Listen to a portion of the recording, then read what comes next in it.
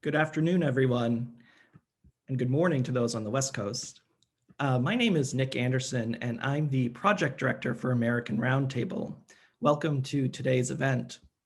Today is the third in a series of conversations that complement the 9 reports commissioned by the Architectural League's American Roundtable. The project seeks to bring together on-the-ground perspectives on the condition of American small to mid-sized communities and what they need to thrive going forward. The proposition at the heart of this initiative is that too often our understanding of rural areas and small cities is reduced to caricature and oversimplification. So our hope is to highlight, in all their complexity and nuance, communities often overlooked, and to provide platforms for individuals and organizations to share their stories and work, imagining, understanding, and improving their local built environments. The 9 reports of American Roundtable each look at a different community or region in the United States. The first 4 reports on West Virginia, the Lower Rio Grande region of New Mexico, Maine's River Valley, and South Beach, Washington have been digitally published, and the others are forthcoming later this winter and spring, including one next Tuesday on communities along the Lumbee River in North Carolina. I don't want to take too much time away from today's presentations and discussion, so I encourage you to visit archly.org to learn more about the entire initiative and to explore the reports. Today, our conversation turns to South Beach in Washington State and the report, Dynamic Landscapes. The report was conceived by editors Robert Hutchison and Daniel Abramson, and today we have the pleasure of hearing from them along with their report's contributors, Barbara Swift, Skip Swenson, Cory Mattheis, Gregory Hicks, and Eirik Johnson. After we hear from Rob, Dan, and their contributors, I'll be joined by the League's Executive Director, Rosalie Genevro, and the report's 3 community representatives, Kevin Goodrich, Jamie Judkins, and John Shaw, and we will all discuss the report in more detail. We do hope to take some questions from the audience at that time, so please add any questions to the Zoom Q&A feature. And please do use the Zoom Q&A feature, not the chat feature. And any questions we aren't able to get to, we will be sure to share with the presenters following the event. Robert Hutchison is a practitioner, researcher, and educator whose interests and practice overlap the fields of architecture, installation, and photography. Hutchison is principal of Robert Hutchison Architecture and an affiliate associate professor in the University of Washington's Department of Architecture. Daniel Abramson is an associate professor in the University of Washington's Department of Urban Design and Planning. His research focuses on community resilience and adaptive planning in disaster recovery and hazard mitigation. Barbara Swift is a landscape architect and urban planner who leads the Seattle-based Swift Company. Her work investigates the relationship between place and ecology. Skip Swenson is Vice President of Policy and Programming at Forterra, a Washington-based nonprofit focused on land use and regional sustainability. Cory Mattheis is an architect and an associate at the Miller-Hull Partnership, where he has served as lead designer on governmental, public, infrastructural, and residential projects. Gregory Hicks is a professor at the University of Washington School of Law, where he teaches courses in property, water law, and public land and natural resources law. Eirik Johnson is a Seattle-based photographer. His photographic documentation, Sawdust Mountain, addresses the complicated relationship between the Olympic Peninsula's region's landscape, the industries that rely upon natural resources, and the communities they support. Kevin Goodrich is Public Works Director for the City of Westport, a member of Westport's Tsunami Safety Committee, and chair of the Board of Commissioners for South Beach's Parks and Recreation District.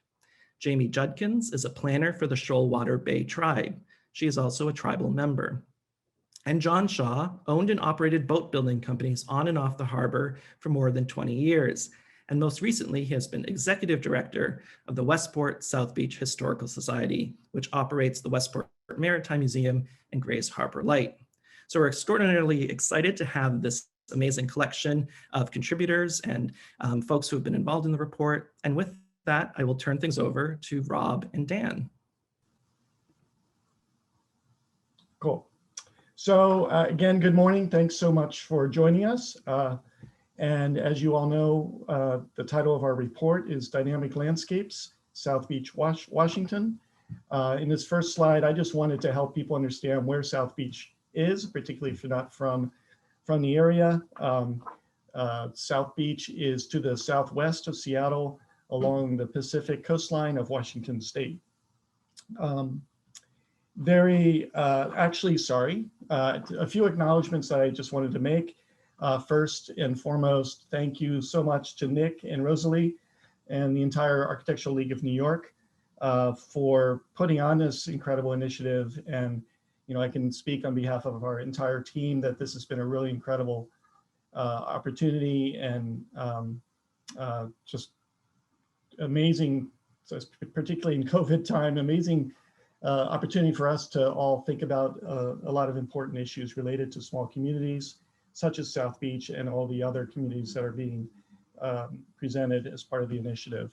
I've been able to watch all of the presentations so far and read all the reports that have been put out there. And so if you have not looked at the other ones, as well as the ones coming out, I highly encourage you to do that because it's a really amazing group of teams that are doing work with these communities. And we're very honored to be part of that. I also wanted to make a quick, very specific shout out to Nick, who I can't imagine how much time this has taken of him and how much further time it's going to take to get through all of these. It's amazing to me that I'll be working at midnight and send him an email and he'll respond immediately with me knowing that it's 3 a.m. that he's responding at that time. So I appreciate everything you've done for this initiative, Nick. Also wanted to do a quick shout out to Karen Duan, who joined us midway through the report and was instrumental in assembling a lot of the graphics that you see in the report. So thank you so much, Karen. And then we also wanted to do a specific shout out to 3 of the numerous local representatives who we talked with, who were very instrumental in the report itself. John Shaw, Executive Director of the Westport South Beach Historical Society, Kevin Goodrich, Public Works Director for the City of Westport, and Jamie Judkins, tribal member and planner at the Shoalwater Bay Tribe.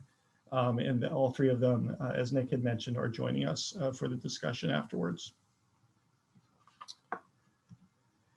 So very quickly, I thought I'd provide some context regarding our relationship to the topic of this report. And specifically when I say our, I mean Daniel and myself. In 2019, I visited Japan on a fellowship with 5 other individuals to study and learn about Japan's earthquake preparedness. And while I was there, I became particularly interested in the significant infrastructure of seawalls and vertical evacuation structures constructed since the 2011 Tohoku earthquake and tsunami that you're seeing in the left slide. This is a 30-foot tall seawall. And this subsequently led me to begin researching the steps that were starting to be taken along Washington State's coastline in preparation for a possible future tsunami as well.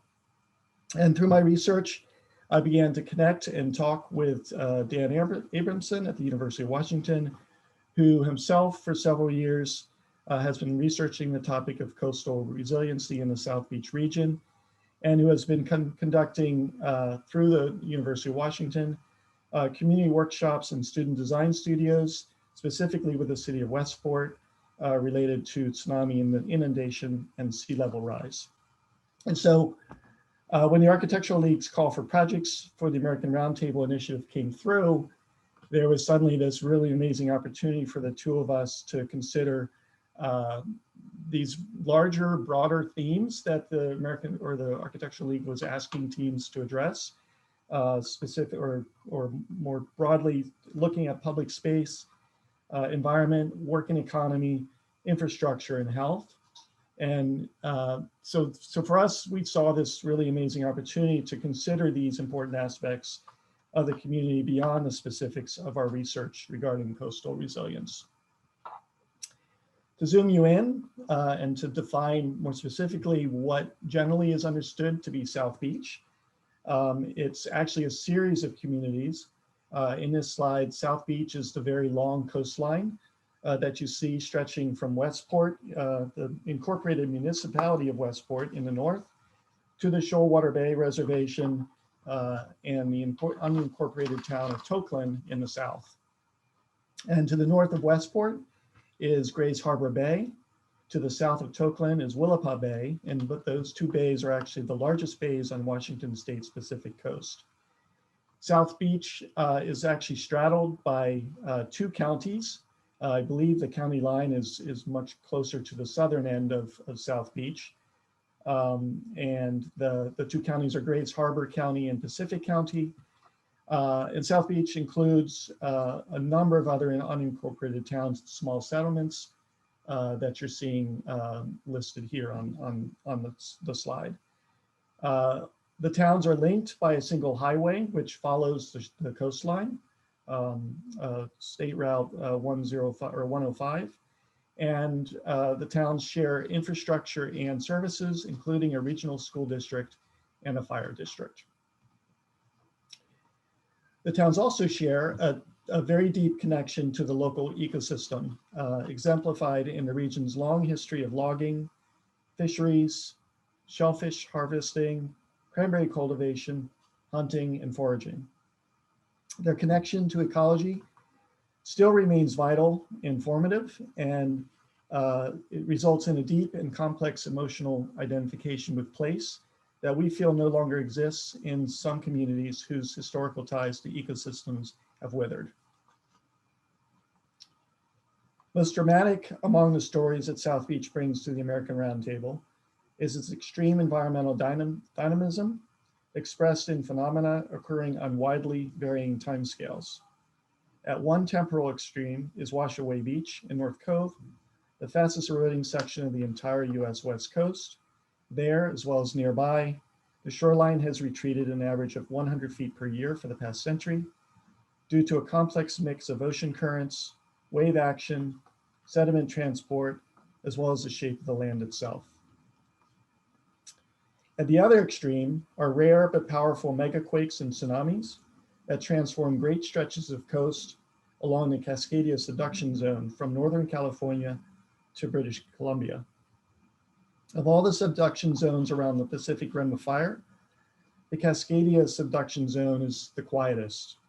It ruptures only every 250 to 500 years in great magnitude 8.0 and 9.0 earthquakes that can generate tsunamis more than 5 stories tall and which can reach the shore in as little as 15 to 20 minutes. So in that sense, very similar to the conditions of the West Coast or the East Coast of Japan. Our last event, or the last such event, was in 1700. And so we're within the historic window for the next event. Most of the settlements in South Beach today are on low-lying sand spits. And following such a powerful earthquake and a rapid onset tsunami,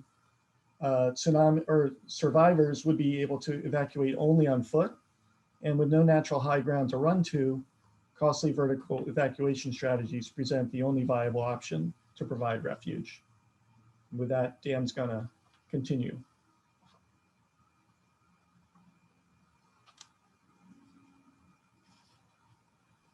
Thank you, Rob.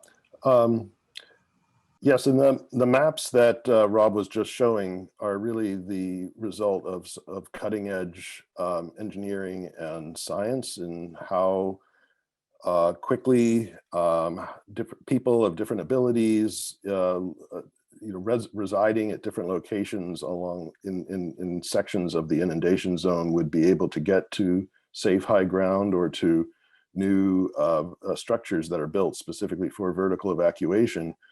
But it's important to note that South Beach, the Acosta School District specifically, which includes the city of Westport, as well as the Shoalwater Bay Tribe,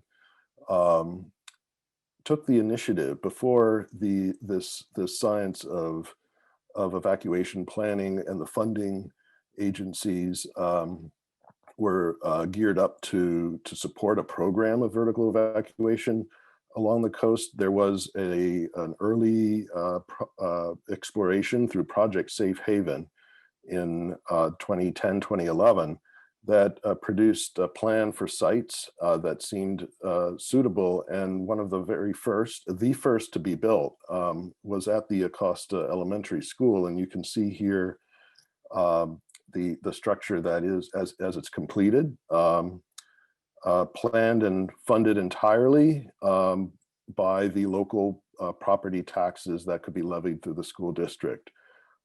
This is an amazing feat of political will, local self-reliance fiscally, and initiative to explore a completely new type of structure. No structure like this had been built in North America, and even the ones in Japan that had been built, as I'll show in an upcoming slide, were built to much simpler standards. This is an example of a simpler type of slide that is now being built by the Shoalwater Bay tribe just down the coast, as Rob described.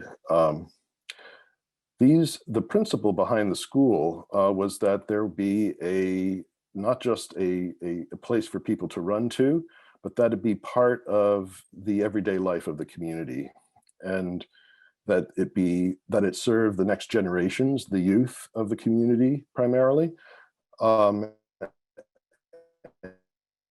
that this be a point of pride for the community, that these structures have a certain cultural, social, and political power to them beyond what they can simply do as life safety structures. They are, of course, partly inspired by Japan's experience, which we've observed in 2011, and also the Indian Ocean tsunami that occurred in December 2004. And measures have been taken in those parts of the world to prepare, but they're on the basis of having lived through recent examples of these disasters, whereas no such disaster has occurred on the Pacific coast in North America since, well, at least in Washington state, since 1700. So it's really quite remarkable that people are willing to absorb the experience of distant places in the world and anticipate for those, even though these communities themselves have not experienced that. We can move to the next slide. Thank you. So one of the number of ongoing research and practical community engagements are working around this problem of how do you anticipate for something that is rare, that is not experienced locally, that has really existential threats that they pose to the communities, but that seem not necessarily to be the most pressing concerns for people on a daily basis. And one of the ways that we think that this is one ways we think we can tackle this problem is by developing narratives of environmental change that cover a long time frame and make it quite present in people's minds.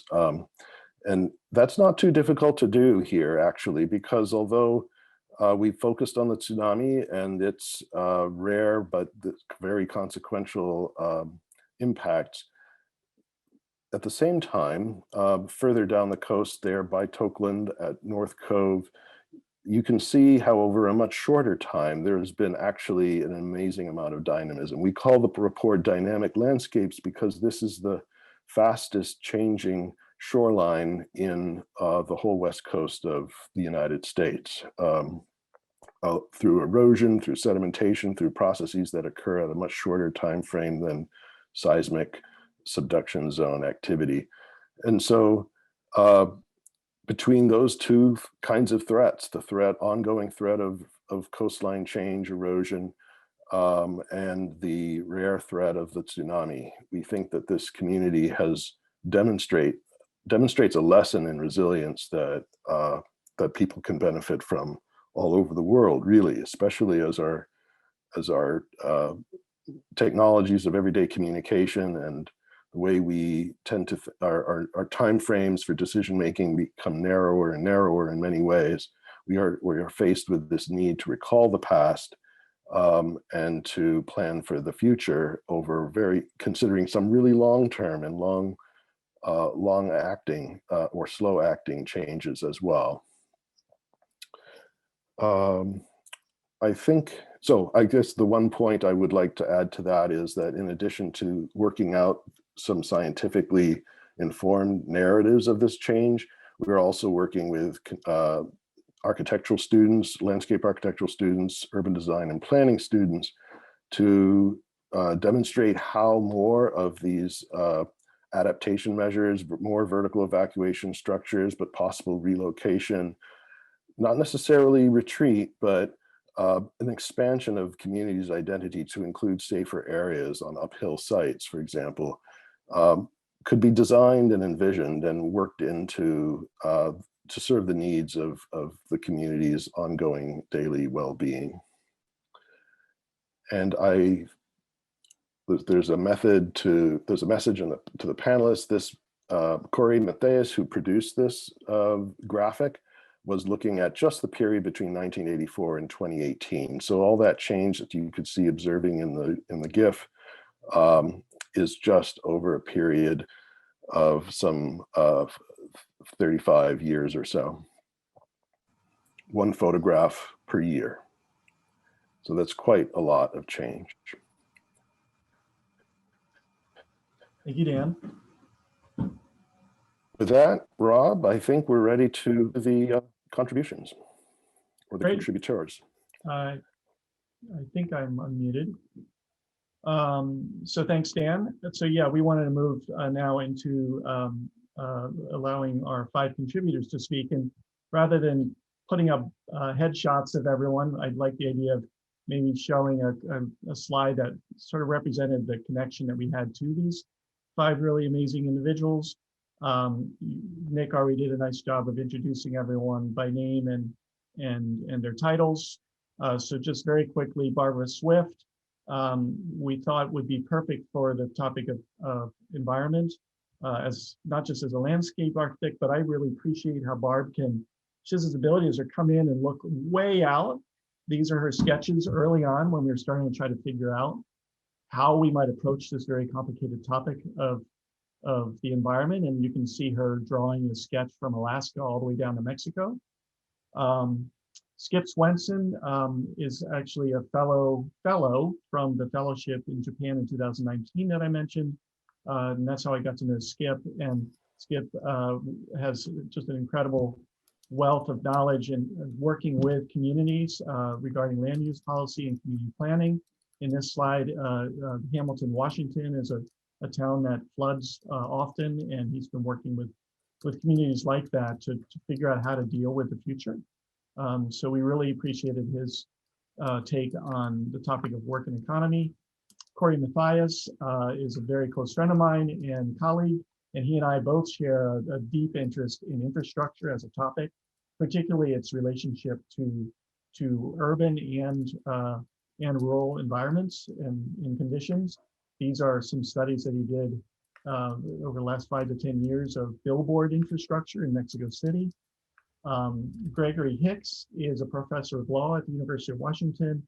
And while he's not an expert in health, we really appreciated his ability, similar to Barbara, to really understand complex systems and be able to talk about these things in lay people's terms, and which for me is helpful in a lot of these complicated systems, and just really appreciate work that we've done with him over the past few years, specifically in areas like Mexico City. And then we really wanted someone who could help sort of tie all of us together. And I early on, when we were curating this for the proposal, Eirik Johnson's work kept coming back to me. I had met him a few times, although I didn't know him that well, but he did a beautiful book 10 years ago called Sawdust Mountain. And some of the imagery in that book relates to even this region, although it deals with the Pacific Northwest. But the way he was able to use photography as a way to transcend and I would say connect and translate between really complicated issues, I really appreciated. And so we invited him to somehow come into the report. And I think he'll share sort of how his involvement developed relative to public space, but more importantly, I would argue for the entire report. So with that, we're going to now move to Barbara Swift, whose contribution is titled "A Coastal Ecology, the Foundation of Place." Thanks, Rob. The ecology of this place has been a wonderful alternative universe to inhabit during parts of 2020. So I want to say thank you. This is really about large energy transport systems which form this place. And as humans, we are ill-equipped to understand the ecological timelines of change due to short lifespans and the infinitely complex nature of these systems. But given the people of this place, who are embedded in this ecosystem, and given its extraordinary dynamic nature, there is the potential to shift the human capacity to understand. So this community has a larger potential than most to act as stewards of these ecosystems with long time horizons. And I've selected 2 points of entry to describe these systems. The coastal temperate rainforest occurs around the world, but is typically, can you go back? Sorry, Rob. It typically occurs on a continental edge, and its characteristics make it relevant to a larger world audience. So we could go to the next image. Due to the maritime conditions of the Pacific Gyre and the California Current, in this particular location, the forest is relatively stable, and with consistent rainfall and few catastrophic fires, this has allowed over millennia the development of an immense nutrient bank which cycles from mountain to sea and back, and is the bedrock of life in this area. This historic stability is an opportunity given climate change. Those who are close to the land come to see and understand patterns and rhythms of the land. And this particular community is really profoundly reliant upon those ecological systems. And I think given the dynamism of these, this particular environment, there is the opportunity to avoid old patterns or change old patterns. We could go to the next image. So really, it's relatively simple in its complexity.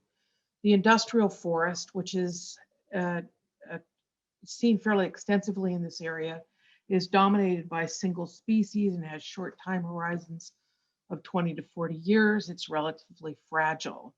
The coastal temperate rainforest has 100-year plus time horizons with lots of species and is comparatively stable. The rainforest is the resilient strategy for the future, and with this in mind, and given climate change, humans need to step in to actually plant the seeds for the future forest. The speed of climate change is faster than the natural distribution of seeds north along the coast, and a strategy that rebuilds the diversity of the temperate forest in this particular area is really dependent upon human action.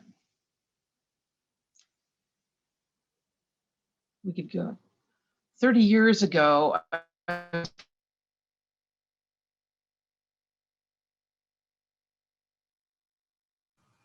Barb, we lost you there for just a little bit.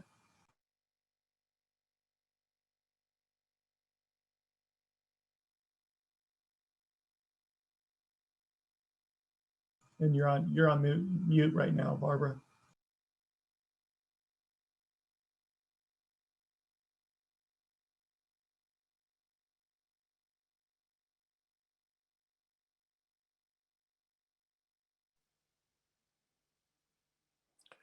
Maybe while we're waiting for Barbara to reconnect, I'll just point out something I put in the chat, which relates to this point directly, and which was prompted by a question someone asked about the animation we showed of change along the coastline, also including upland forest change, and how the patchiness of the clear cutting that occurs, which is based on property rights, not on ecological considerations like topography and watersheds.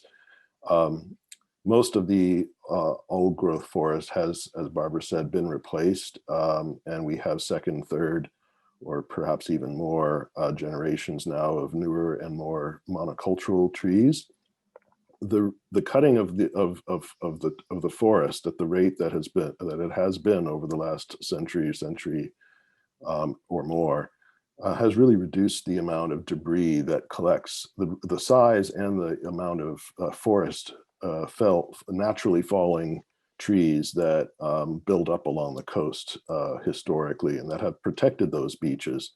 So without that, the beaches now are much more vulnerable than they used to be to the erosion that we were showing in the animation. So there is a connection between the patchiness that you saw on the inland and upland forest parts of the landscape and the shoreline change. I think I'm back. Okay, thank you. Yay, great. Okay, so I think this case study is really an example of careful human observation and action with the relationship between the beach and bog. In the big picture, the health of the beach systems is dependent upon the historic movement of material down the Columbia River, and the dams on the Columbia have changed this. In this particular case, human use, and you could go to the next image, Rob, human use of natural tools of beach building, malleable, movable materials, and wave energy regenerate the beaches to protect the bogs. The human tools in this story include the partners using the skills of each to fill the gaps of the other, community, NGOs, government, resulting in timely, rapid action. Experimenting with living beach revetment is an alternative to heavy engineered systems and a more agile, cost-effective path for the future. Both these case studies involve systems tied to the larger world and suggest strategies for the larger world.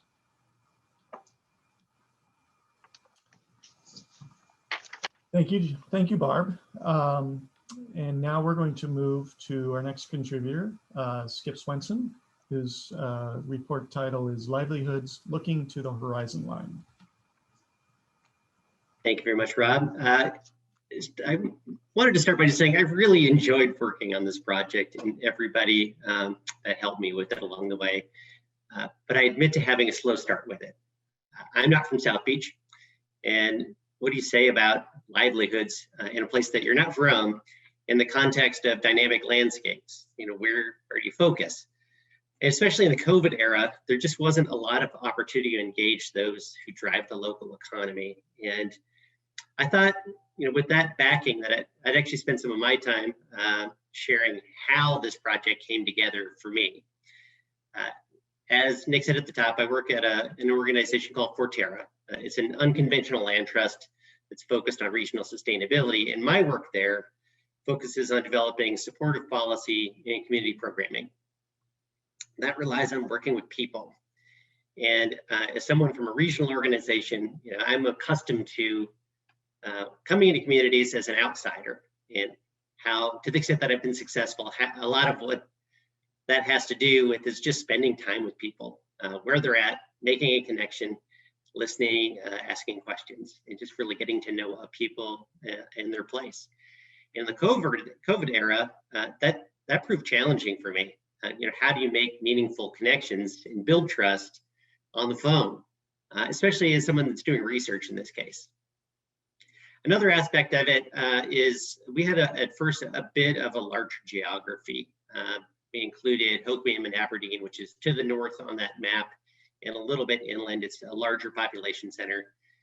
So while it's relatively close, it has a lot of different issues. You know, it's inland. It's at the mouth of a major river system. It's got different infrastructure needs and flooding and different housing issues. Logging and timber were, I think, much more germane for that community.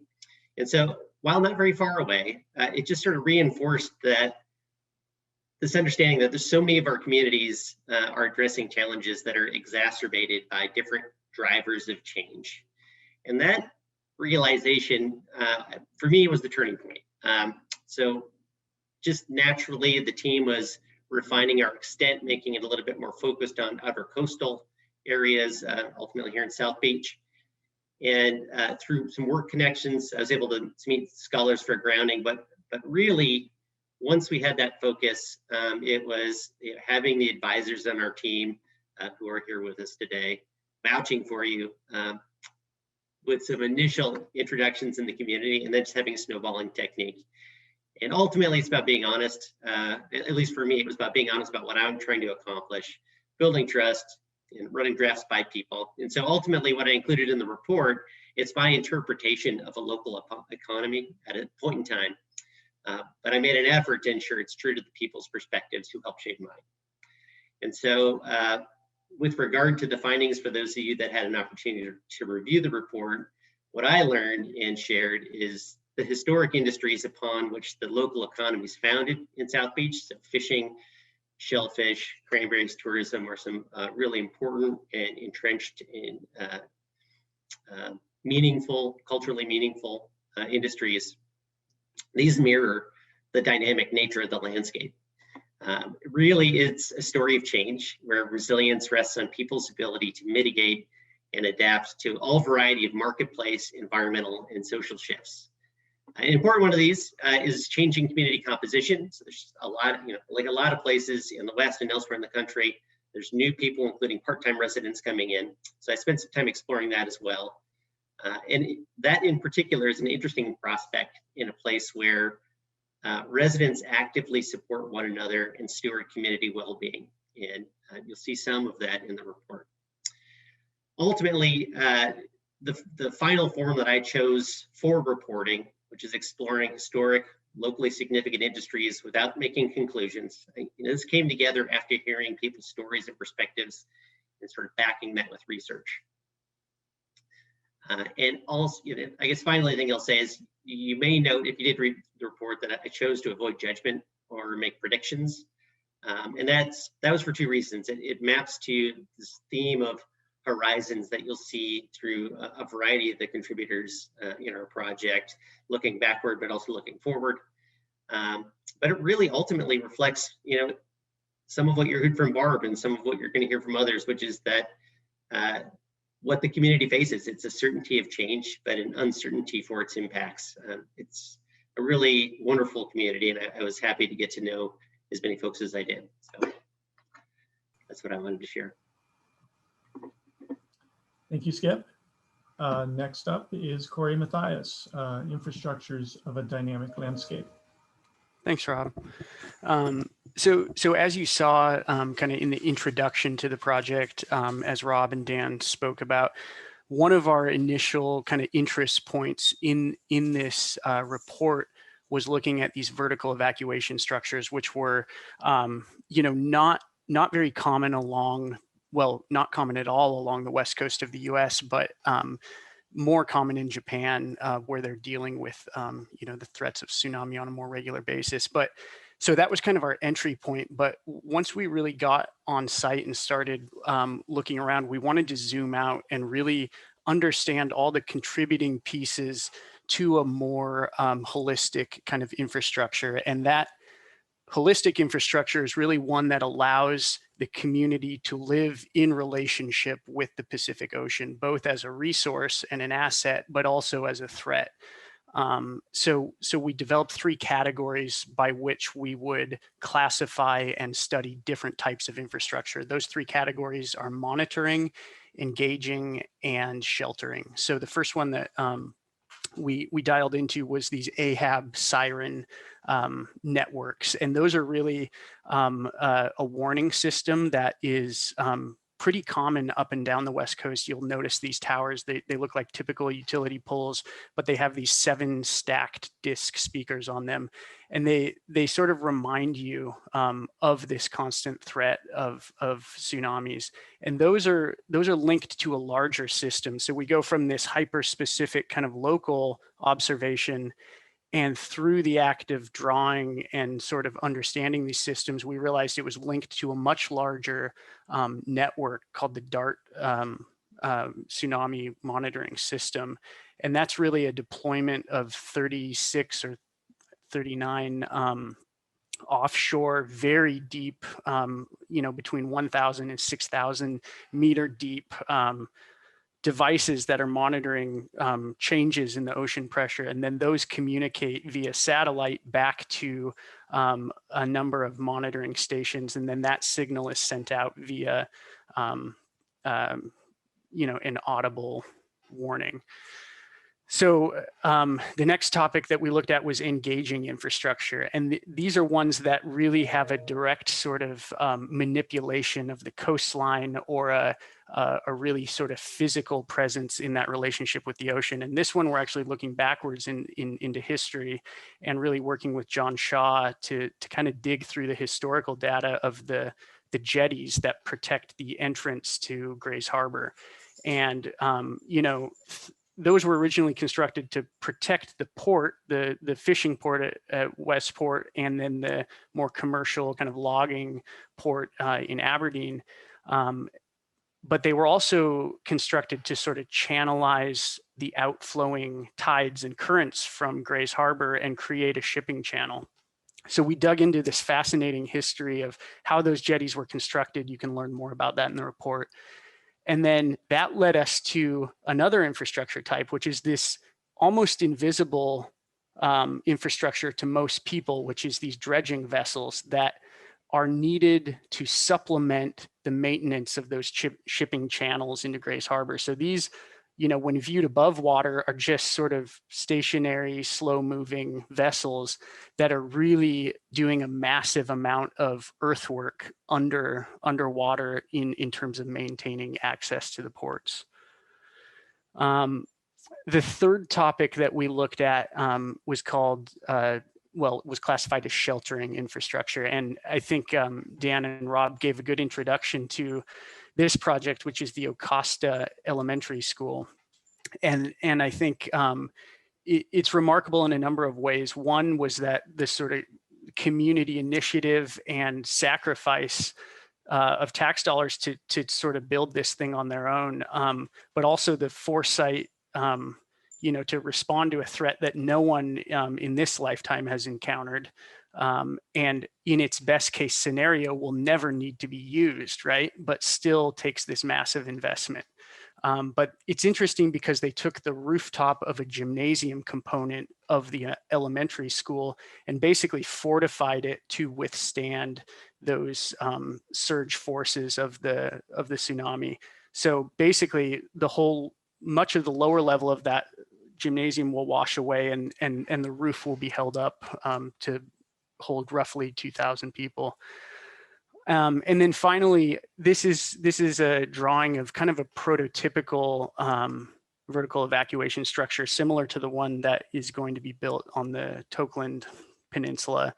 And from a kind of architectural perspective, it's a pretty interesting set of design parameters, because they need to be incredibly robust structurally to handle all of those loads from the tsunami, but they also need to be really porous so that all of that water and associated debris washing in can sort of pass through and underneath. So just really fascinating structures that, through the act of drawing, we began to understand in more interesting ways.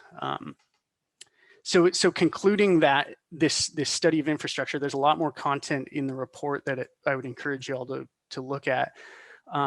But maybe it should have been obvious at the beginning, but we started to realize how related all of these systems are, and that really they all allow a coexistence between the people who live here and some really powerful natural forces.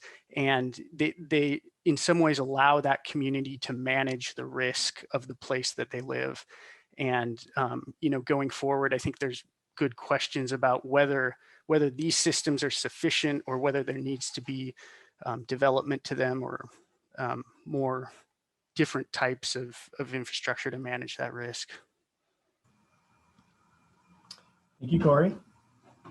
Now we have Gregory Hicks, whose title is Health in Coastal Perils. Thank you, Rob, and thanks everyone. I have health, and it was one of the 4 topics that the Architectural League wanted all groups to focus on. And it was interesting thinking about this topic in relation to our project and to this place. And the things that drew us to South Beach, that is this possible need for the community to respond to perils from the sea in the form most dramatically of tsunami, but also of ongoing sea level rise. And I found that this need for community response and community engagement really shaped my understanding of how health might be talked about. And I was drawn to think about health as really meaning resilience, as meaning adaptability and resourcefulness and connection within the community that would make the difference as you're trying to engage some really significant challenges. And so found myself wanting to highlight some of the cultural and social resources in South Beach that make the place, that shape people's understandings of themselves, and that might really feed into this need for being able to be effective and adaptable.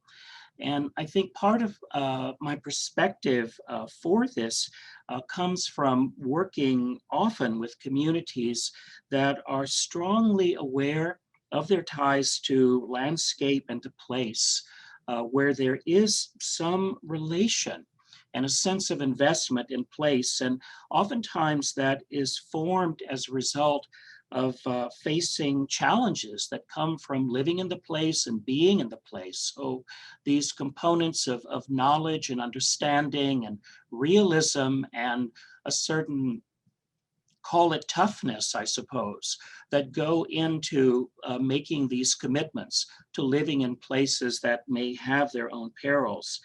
And so I found myself gravitating to 2 stories of the place. One is this culture of rescue and this culture of community solidarity when there is peril. South Beach, Westport is a place that really came into being because of the need to respond to the sea, early lifeboat stations in the US Lifeboat Service, and now a major Coast Guard station at the town of Westport. So there's this legacy that comes down to the community of this competence and intervention. We have these 2 images, one historical from long ago, and one that really spoke to me, of a rescuer standing on top of an emergency vehicle, kind of peering down the beach.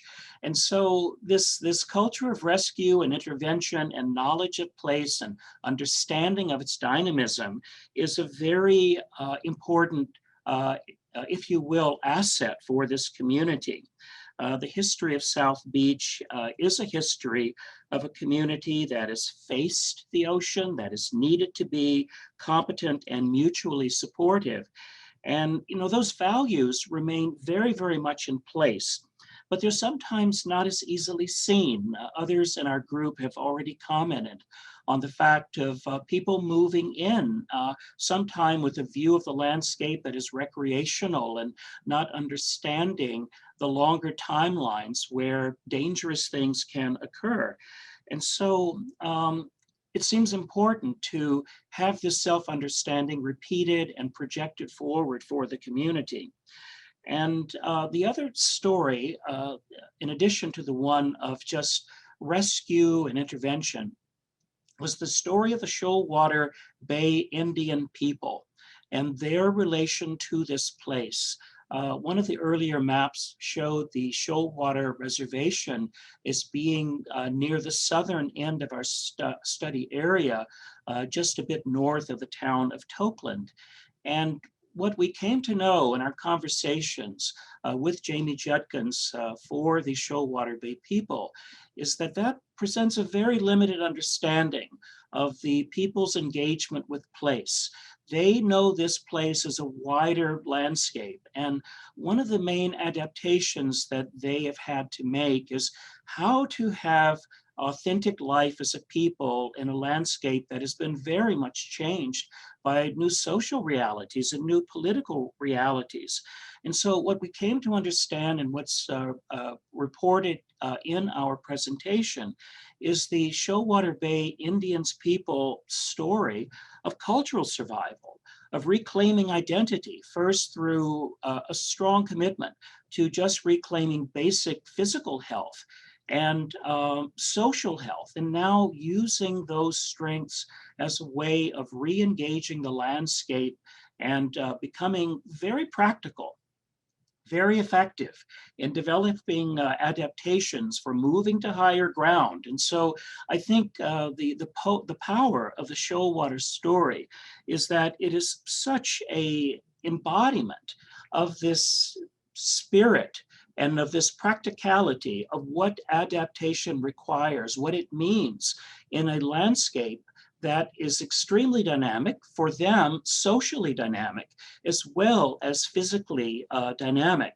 And so you look at this coming together of their responses to cultural threats to physical threats. And in a sense, that story is one to be told and one to be heard. And I think together with this story of ocean rescue provides, and if you will, a kind of a toolkit of values and a toolkit for success and adaptation in this very, very fluid place. So as I say, one of our goals was how to present this picture of the deep character of South Beach and to show how that character is going to matter in facing future challenges such as tsunami and sea level rise and other changes that might come. Anyway, it was an immense pleasure, immense fun to do this work. And so thank you to everyone who played a part in making it possible for us to tell this story. Thank you so much, Greg. And last but certainly not least, Eirik Johnson, photographer. We've titled his piece Epilogue, which is in reference to the prologue and the epilogue that we used his photographs for in the report. I find it ironic that the photographer who is showing images gets the last word. So here we go. Eirik, take it away. Thank you very much, Rob. And thanks everybody for joining. I want to echo Greg and just saying it was a real pleasure to work on this project and to spend some time learning alongside the other contributors. And I think what I wanted to speak about was sort of what I was tasked with. And initially it was to focus on public space, but it kind of broadened out as I worked with the various contributors to think about essentially their needs or the visuals that I was finding along the way that would work within the chapters that they were developing. But then it was also to find sort of serendipitous moments along the way, and that sort of spoke to a broader, maybe lyrical narrative. And so I would focus on images, as you're seeing here, looking for the tsunami warning towers or at other infrastructure points, the lighthouse, as sort of these markers for the various contributors that provided some visual illustration of space, the port and the harbor of Westport. And along the way, I was coming back and I made multiple trips and I would revisit places and I would find things had changed. The weather had changed and a big rain and storm had passed through, and I'd return to the same spot I had photographed and re-photograph it, simply also because as well as being a dynamic landscape, it's full of change, and weather is an important part. I'd come upon teenagers that were after school were making their way down to the harbor to fish or to skateboard through town. And sort of the fabric of connectivity and this place as a place not only of commerce, but of living, which was also somewhat challenging during COVID, of being able to kind of interact. Spending time in the cranberry bogs and finding finding that the sort of makeshift architecture of the pumping stations became sort of like an image that I kept coming back to.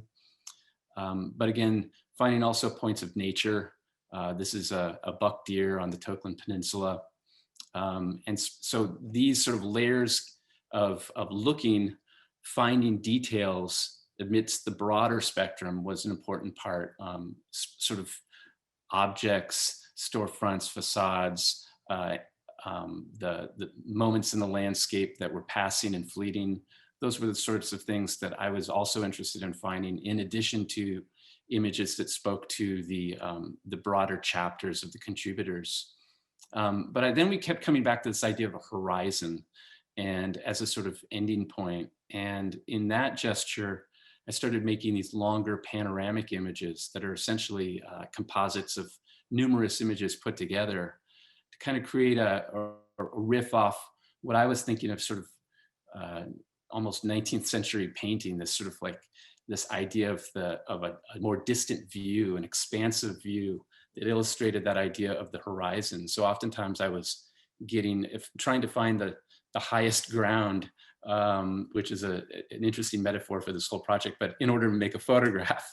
In this case, I'm actually on the lighthouse looking back out over the development. And what you're seeing is a forest of trees that had been planted by the Coast Guard, I believe. John might be able to remind me if that's correct, but that was not a native forest. And so finding these places and these vista points, I think, was really important. But then it kept coming back to this idea of serendipity and coming back on numerous occasions. And I had been to this jetty several times, and it happened to be then coming back on a very, very stormy day when it was a moment to really truly understand the infrastructure of the jetty. So as a visual artist, it was important for me to spend time returning, looking, being open and receptive to intimate, smaller moments, and then these expansive moments, but then also the considerations of the contributors as well. So again, it was a pleasure to work with Rob and Dan and all the contributors. And I really appreciate the opportunity to be with you today. Thank you. Thank you, Eirik.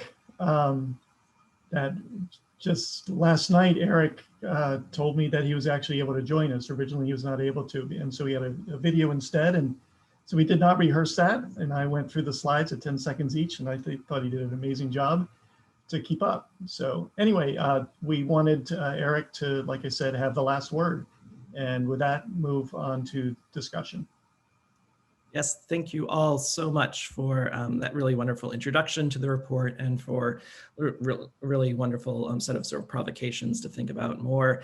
So I think we have about 15 or 20 minutes for some discussion, and Jamie, John, and Kevin, welcome to the conversation now as well.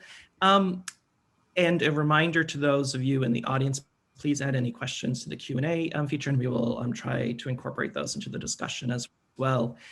To kick things off, I wanted to maybe zoom out a little bit from South Beach and to take some of the lessons you learned there to think about dealing with the environment more broadly across the US.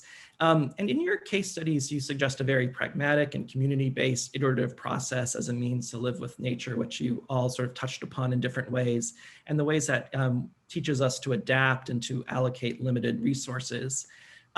But I wanted to ask when such a process of adaptation might not be appropriate. And I'm not saying this specifically to South Beach, but I'm curious to know how you think about the sort of adaptation versus retreat conundrum, and what you've learned from doing this work and thinking about this community, and what you've learned that might be applicable towards that conversation as so many communities across the US now confront that.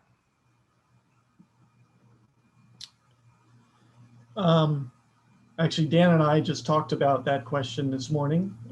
So Dan, I'm not sure if you wanted to say a few brief words, and I think we also were thinking Jamie might have some interesting perspectives on this relative to her interview with us. Right, we didn't want to put anyone on the spot particularly, but we know that Jamie actually is taking time out of the tribal council meeting this morning to join us. and needs to get back to that business. So, and I thought specifically the indigenous perspective is a really important one to answer this question, because people have been living on this coast for thousands of years, and it's this question of retreat or adapt to me is a false dichotomy. I think one does both in various ways, and it's really important to open up one's mind to the different ways that are possible and what adaptation really means. But that's all. I don't want to take up too much time myself. I can add to that by saying that this is where our people have been for time immemorial, and we refuse to leave the area because this is what they wanted for us. This is what they fought for and stayed here for. And this is where our culture is. And our culture, you know, back in 2016, we told a really great story about our health here, and we won a prize for the culture of health through the Robert Wood Johnson Foundation. And it just shows that that's what we need, is our culture. It's what helps fight the drug abuse, alcohol abuse, the things that have been introduced over the years that have caused our health to go away. And it's very much attached to this area through the wild plants that we gather and use for our food and sustenance, and the animals. And so we've done a lot of adaptive thinking. We're currently working on a climate change resilience adaptive management plan, and just always looking at how we can sustain what we've fought for here for so many years.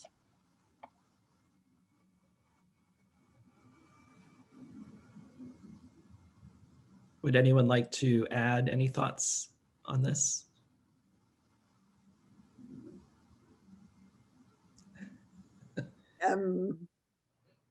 Okay, I then would like to jump in with a question that also is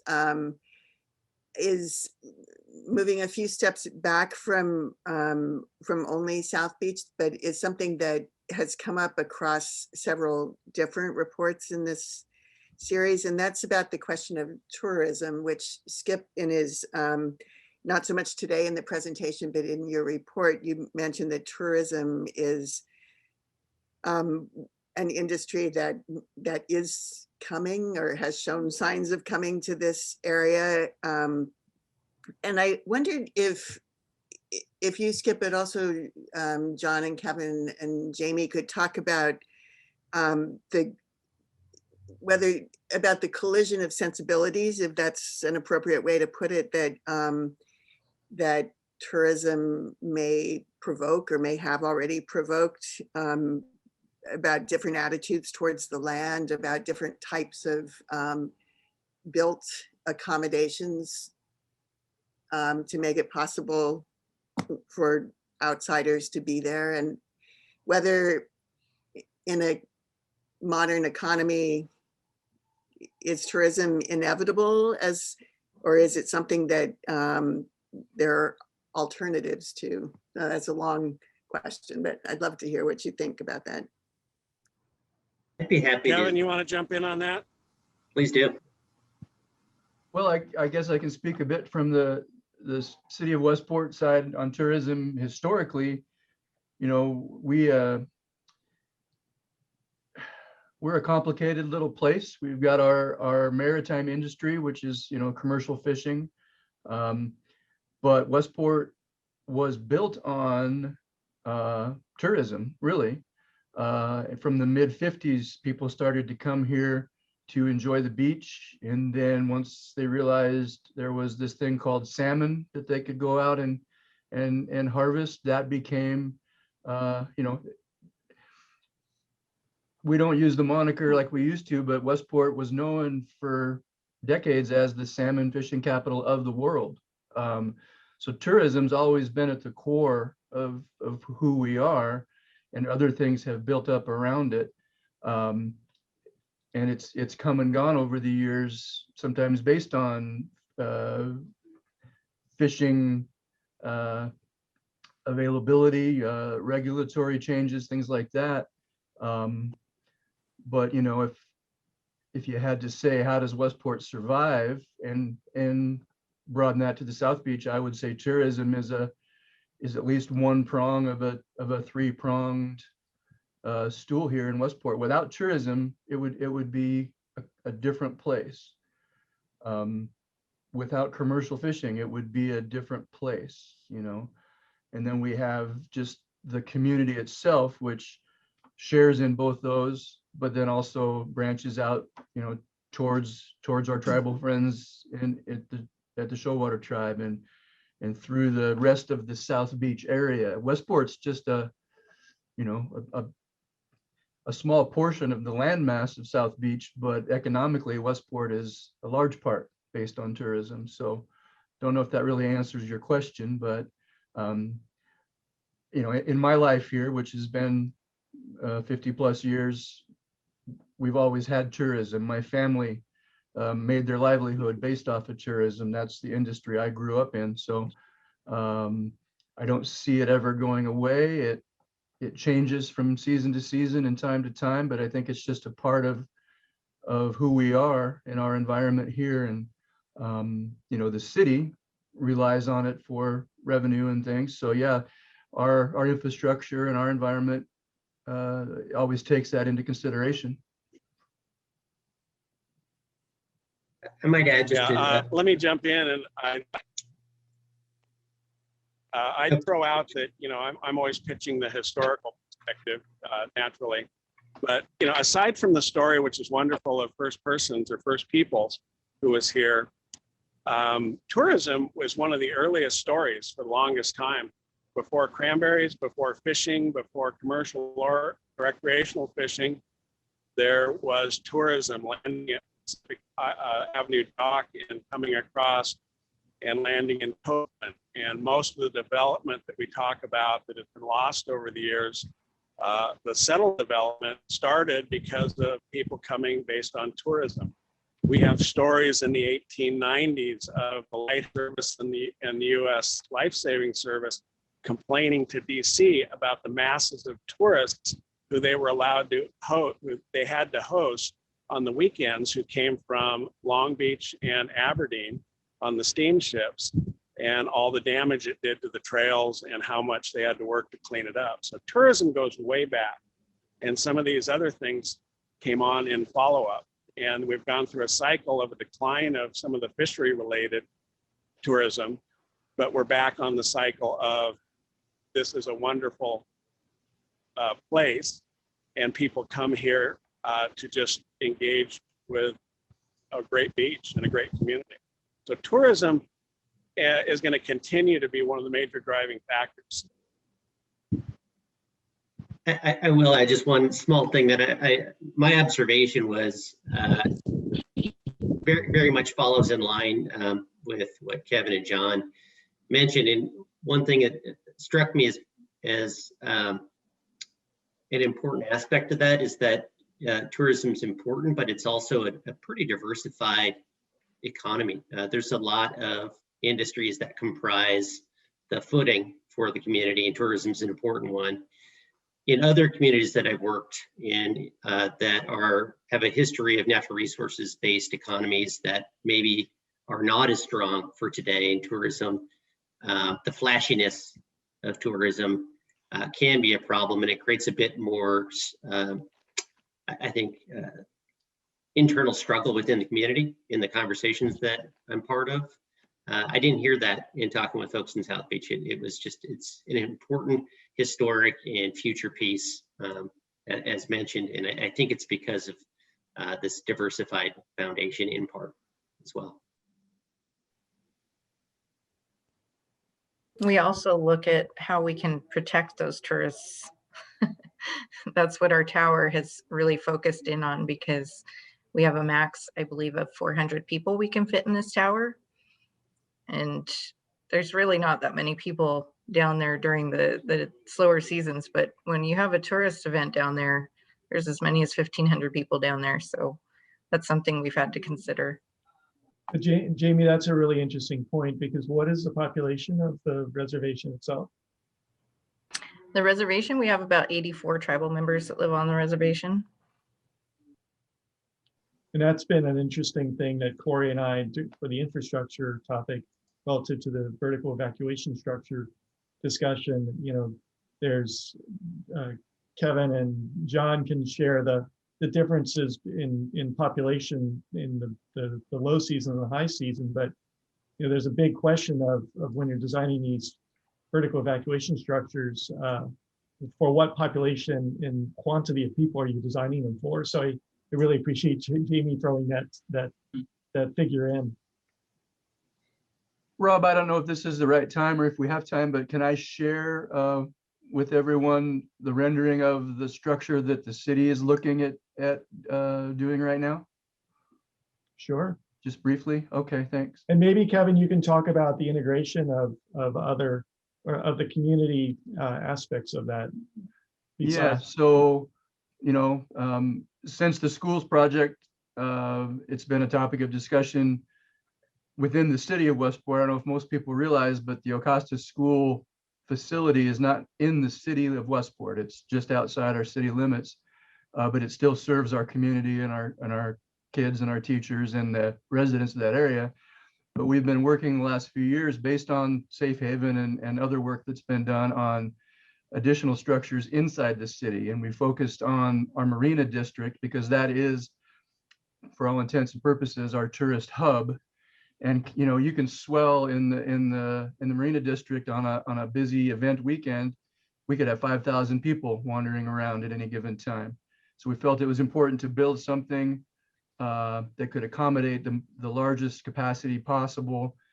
And then we decided we wanted to look at building something that we could utilize year round, because we don't want to have a structure that is only there for one purpose. And we felt it was a better use of our resources and a better amenity for the community to build something that we could utilize for special events, as an observation platform, all kinds of things. So what you see on your screen here, I think everybody can see, is our proposal for our vertical evacuation structure in the Marina district.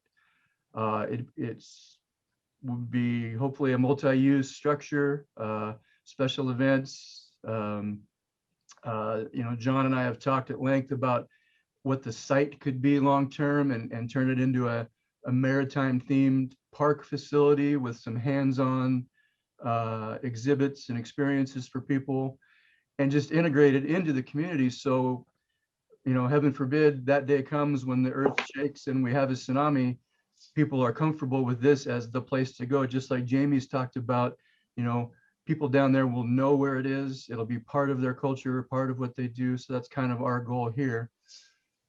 So this structure you see has actually been submitted to FEMA and has been reviewed by the state emergency management as part of FEMA's BRIC program. And if we get funded, it's about a $15 million project. The city's match would be 10%.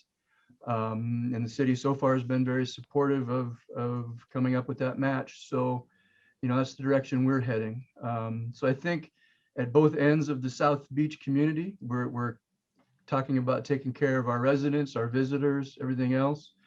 And, you know, for Westport, we're probably looking at 3 or 4 additional structures throughout the community, probably not to this scale or capacity, but we've got a lot more work to do. So thanks for letting me share that. That actually might be an interesting segue. I'm curious to hear your thoughts on, there was a question in the Q&A about sort of the scale of communities. And what I think we've seen and heard is that one of the reasons why South Beach has been so successful into thinking about how to adapt is this history of the community and of living sort of with and learning from nature and such. But in communities that might not have that, or are just a lot larger and don't have those same bonds and sense of mutual trust or knowledge, or don't have such an intimate tie to their actual environment and landscape, how how might things scale up or work in other environments, and what lessons might be learned about approaches that could be used in other communities? I can say one thing I would recommend is to include mitigation in your standards for where you can build and what kind of things you can build. Yeah, John and Rob had sent a few questions, and I guess one of those was dealing with that resilience component. And we talked about health a bit. Through our partnership with Dan and the University of Washington and his programs, we were able to get one of his students as a project to help us update our comprehensive plan to include resilience as a component of every chapter. And communications and health were part of that. In fact, we added health as another chapter in our comp plan based on these discussions. So I think we're moving that way. There's a lot more to do, and it'll be an ongoing project, but we're changing how people think about it is the first step. And so I think that's where we're at right now, is still trying to get that to be part of the community's thought process. Another thought on that, and maybe this dovetails with what Kevin has just said. The story we've described and presented here is of this community that does have these cores, that does have these continuities, and has this deep understanding of what it means to be there. But it's interesting, as you actually go through the place, the only hints that you have of these deeper realities are the occasional tsunami evacuation route signs that you see. And the towers are there as well now too, as a part of the physical landscape of the built environment. But thinking about Rosalie's earlier question about the tourists, people do come in and they're there for a time. And so the kind of, the deep networks and understandings that we've been describing may not be something that they experience or know, or that become vehicles for their understanding how to live in the place.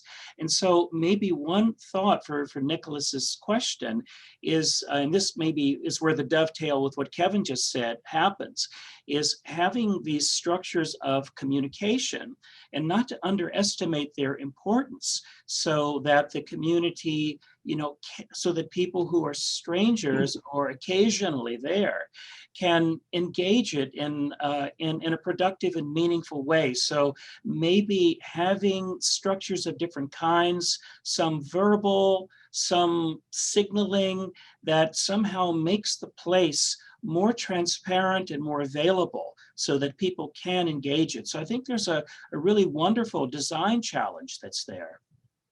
Also, I'd like to just Barbara, add okay. to this if I can.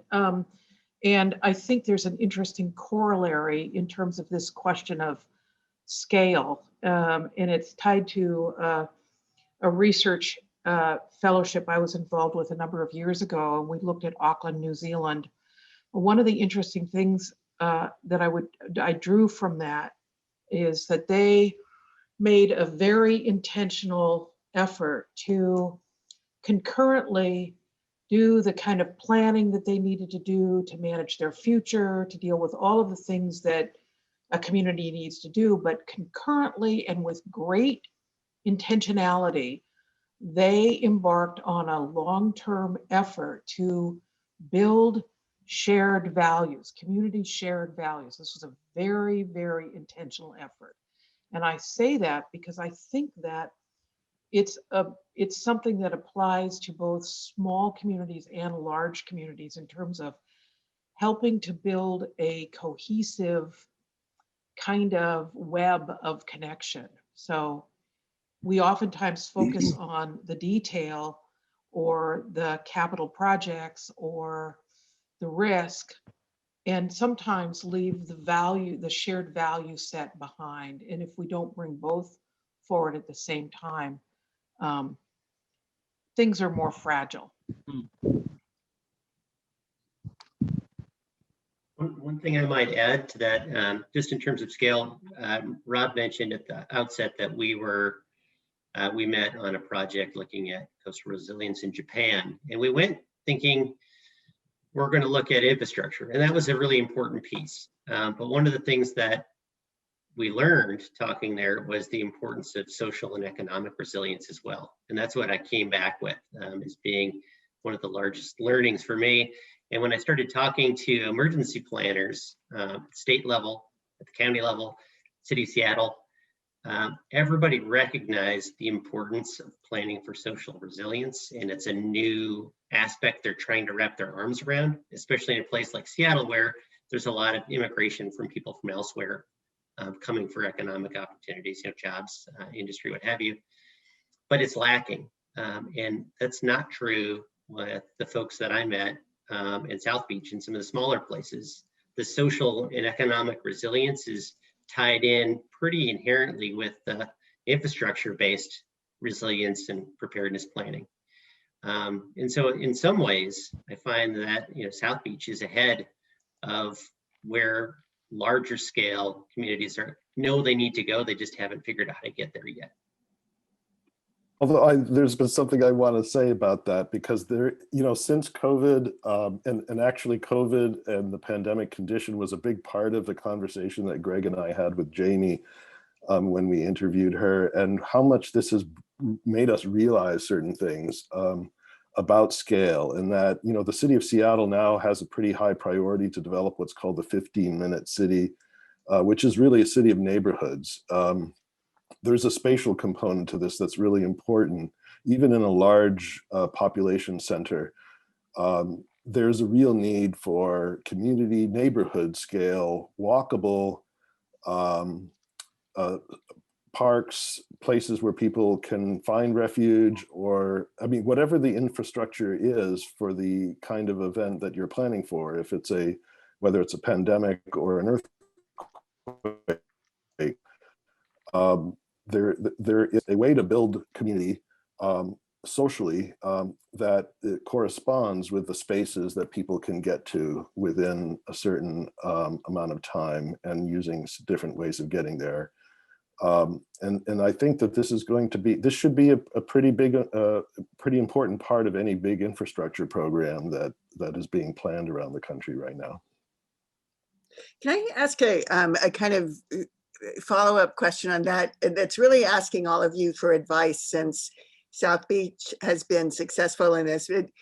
Nick and I had sent to all the editors of all the reports a set of questions in addition to the kind of 5 areas that you reported on. And one of them was about what South Beach needs to flourish in the years ahead. And Dan and Rob, I think, responded to the question. You said something quite eloquent about South Beach and many rural communities need support for place-based social infrastructure, which I think is what you were just talking about, Dan, but such as granges, libraries, schools, museums, parks, community gardens, local news media. But what kind of advice would you give about what sorts of supports those could be if they're coming from outside, that don't run the risk of kind of challenging the agency of, or the local focus, the community control and self-direction of a place?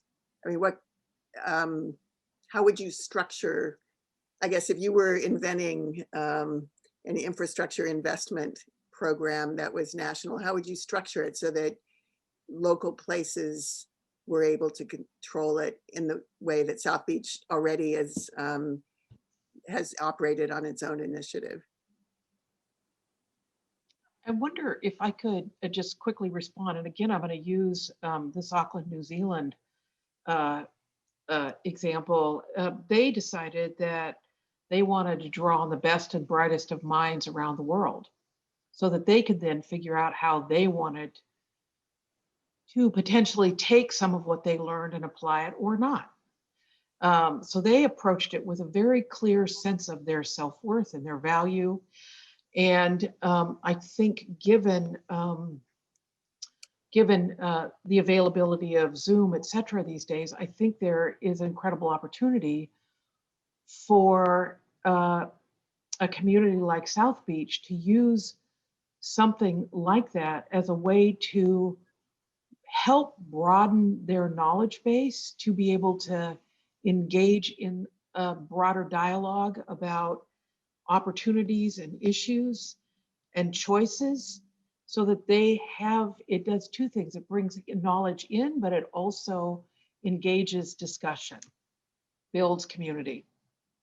And maybe part two of that process that Barb has described of building knowledge and understanding is maybe developing the capacity to recognize the infrastructure that you have as infrastructure. It may not be seen.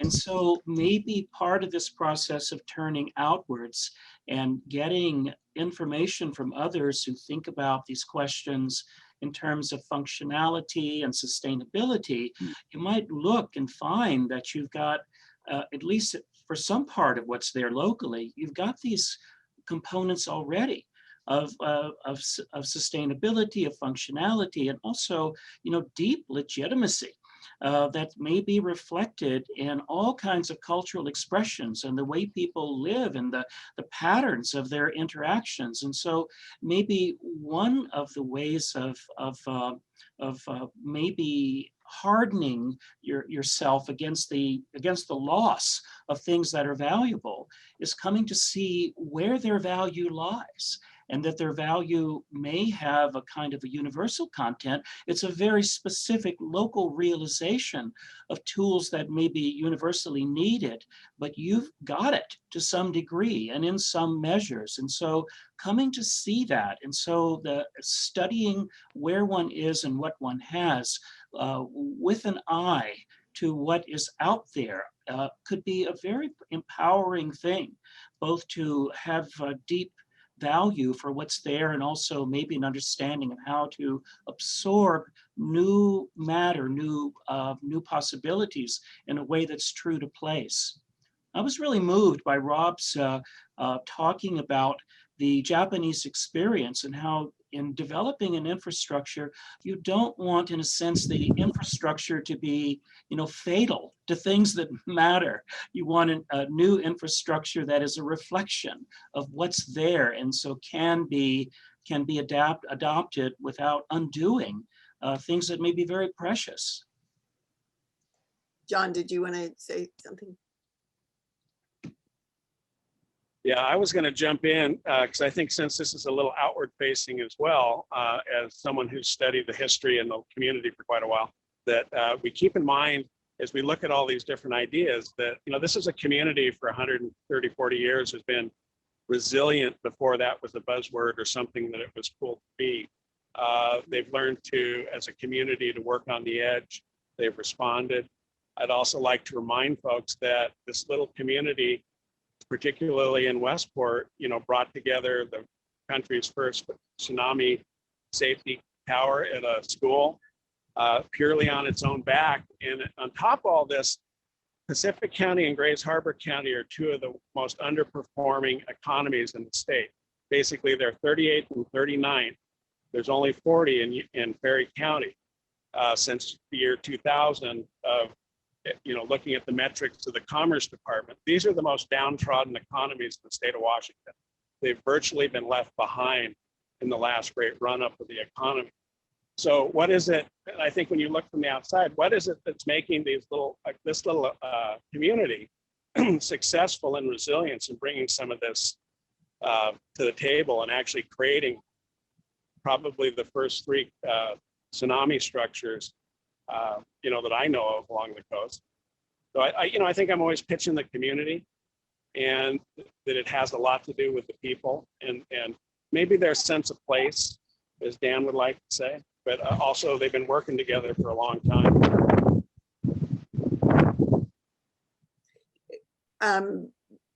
We probably should, it's a little bit after 1:30 here, so we probably should wind up. Rob, did you want to, I saw your frame go live. Did you want to say something? No, other than a huge thank you to Architectural League, to the computers, and especially the South Beach community. No. Okay, well, yeah, I want to say thank you on behalf of the Architectural League to all of you for a report that is just so beautifully conceived and beautifully written and beautifully presented. I mean, the visual, Erik's photographs and Cory's drawings, and I mean, it's all just gorgeously presented. Not to mention, so rich with lessons for so many places. So it's been a pleasure to learn from you, and I hope we can continue the conversation in that. We'll see you again, maybe even next week when River Valley, Maine presents their report. So thank you all very, very much. Thank you. Thank you all. Thank you. Thanks, everybody. Thanks so much.